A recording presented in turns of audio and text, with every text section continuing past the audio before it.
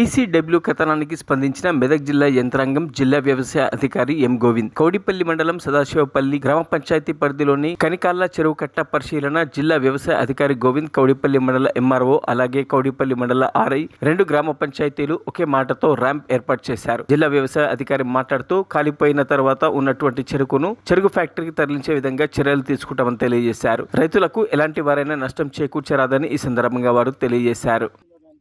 మొన్న పైసలు తీసుకుంటాడు ఎంబడి ఎవరు లేకపోతే పైసలు బట్టలు ఎంబడి తీసుకుని తాగే టైంలో గుంజుకున్నాడు. మేము కూడా సంజాయించాం. పంచాయతీ 1.5 year నుంచి నడుస్తుంది వీళ్ళకి.